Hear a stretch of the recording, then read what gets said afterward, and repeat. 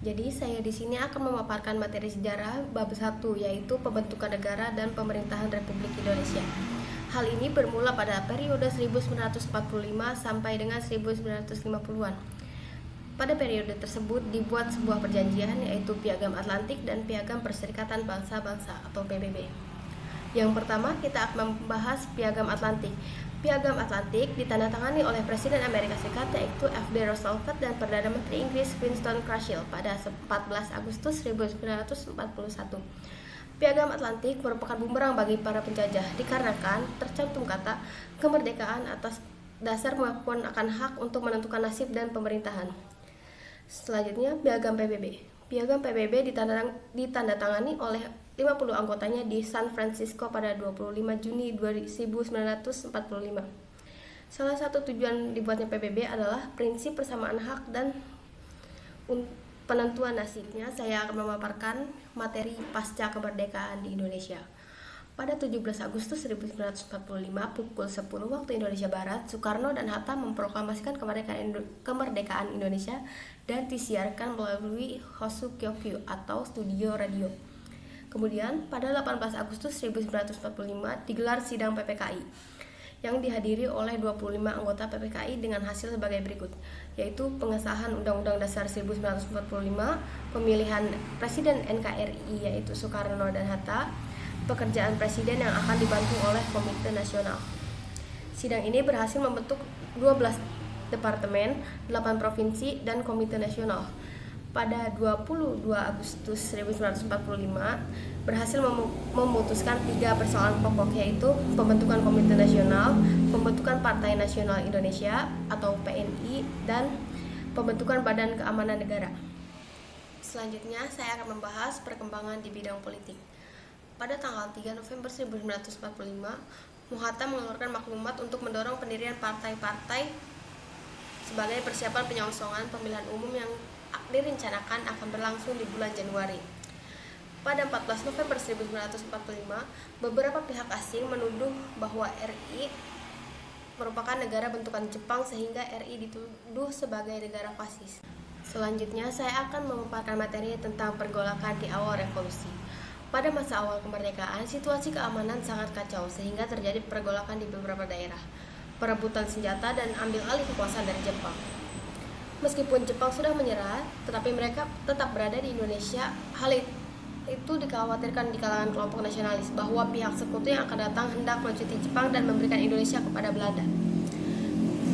Selanjutnya, kedatangan sekutu dan nikah. Menurut sejarawan Inggris Richard M. Similan tahun 2005, saat itu pihak Inggris kurang memahami perkembangan Indonesia. Setelah Jepang menyerah, pihak Inggris awalnya tidak menganggap serius proklamasi 17 Agustus 1945. Tetapi sejak akhir Agustus 1945, pesawat sekutu menyebarkan pamflet di udara atas Belanda.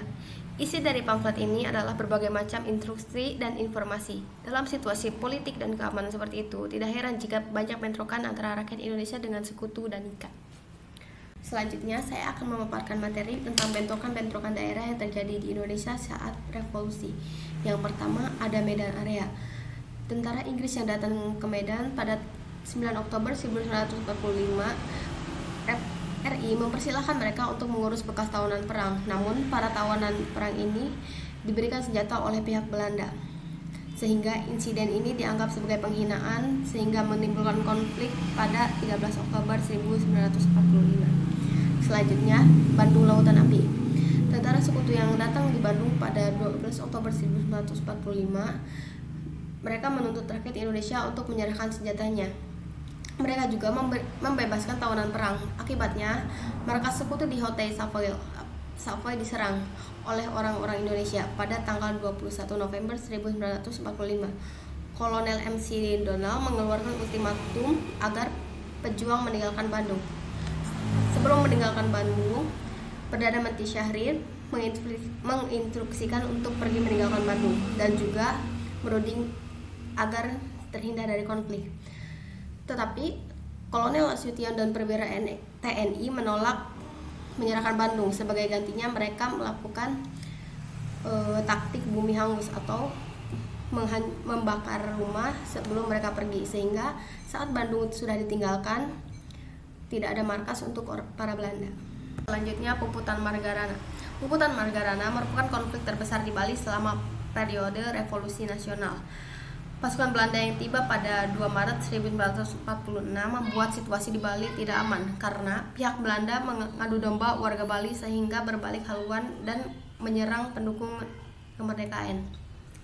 Pada 19 November 1946, pasukan yang dipimpin oleh I Gusti Ngurah Rai berhasil merebut senjata dari prajurit Nika di Tabanan. Tetapi pihak Belanda melakukan serangan balik sehingga I Gusti Ngurah Rai dan pasukannya gugur.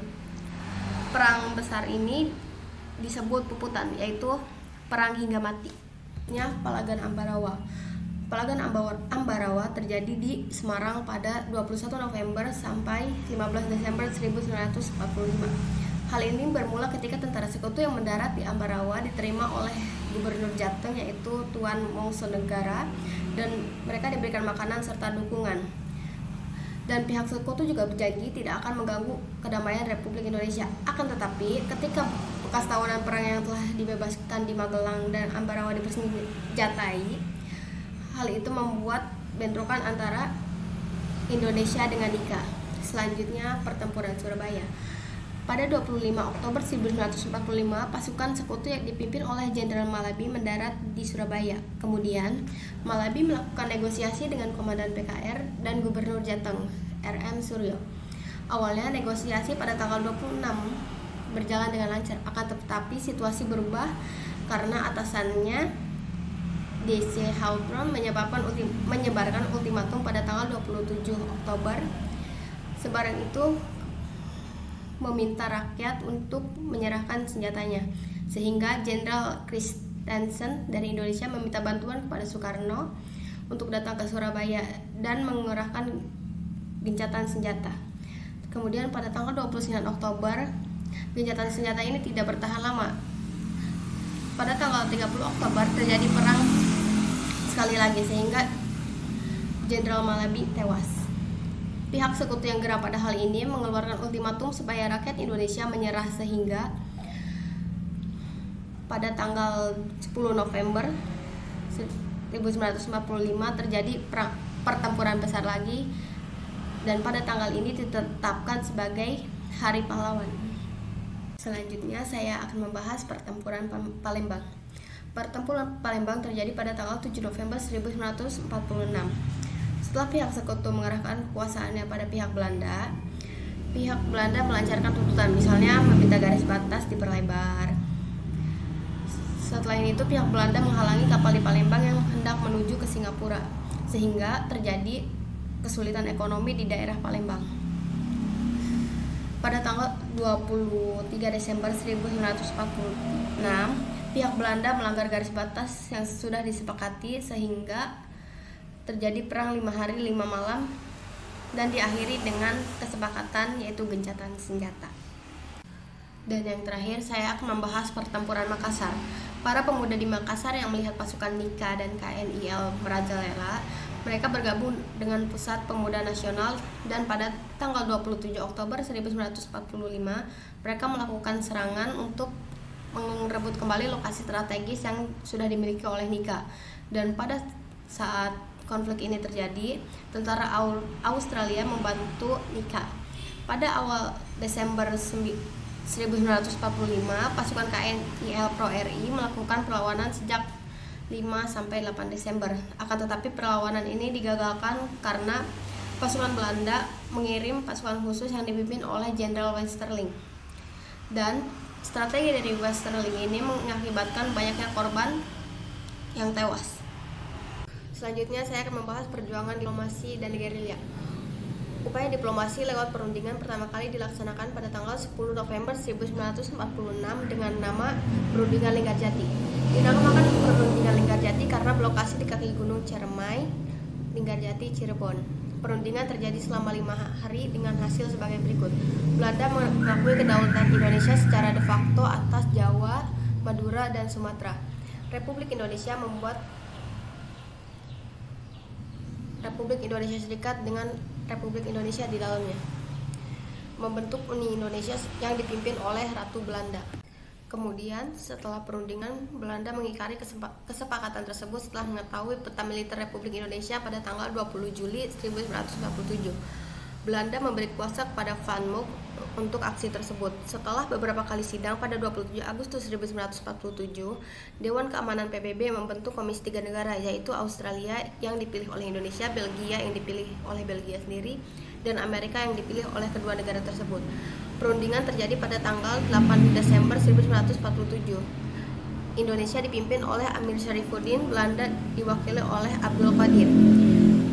Kelanjutan perundingan tersebut terjadi pada 13 Januari 1948 yang ditandatangani pada 17 Januari 1948. Perundingan ini dinamakan Rheinfall dengan hasil sebagai berikut. Republik Indonesia yang diakui Belanda adalah Jawa Tengah, Yogyakarta, dan Sumatera, dengan garis pemisah dengan nama Van Mook. Konsekuensi dari penjajahan ini adalah luas Indonesia yang semakin sempit, sehingga terjadi 30.000 anggota Siliwangi pergi dari Jawa Barat menuju Jawa Tengah dan dikenal dengan nama Long March Siliwangi. Amir Syarifuddin kemudian mundur dari jabatannya pada 23 Januari tahun 1948 karena dianggap gagal mempertahankan kedaulatan daerahnya. Perjanjian ini menimbulkan kekecewaan sehingga terjadi gejolak politik dan pemberontakan PKI Madiun pada 19 September 1948 yang dipimpin oleh Musso. Tidak lama setelah memberantas PKI Madiun dengan dibantu oleh Amerika yang sedang perang dengan Uni Soviet, secara tiba-tiba Belanda membatalkan perjanjian Rheinfall pada 18 Desember 1948. Dr. Bill mengatakan kalau Belanda tidak menyukai dan terikat dengan perjanjian Rheinfall, dan Belanda melakukan agresi militer lagi pada tanggal 19 Desember 1948. Terjadi serangan umum pada tanggal 1 Maret 1949. Serangan ini diluncurkan untuk membuktikan bahwa TNI merupakan badan negara aktif. Oleh karena itu, Indonesia berhasil merebut Yogyakarta selama 6 jam. Pada 7 Mei 1949, KTN diubah menjadi UNCI. UNCI menghiasi perundingan yang dipimpin oleh Mark Churham dan dikenal dengan perjanjian Rumroyen. Cukup sekian dari materi yang dapat saya sampaikan. Mohon maaf apabila ada kata yang tidak berkenan. Kurang dan lebihnya mohon maaf. Wassalamualaikum warahmatullahi wabarakatuh.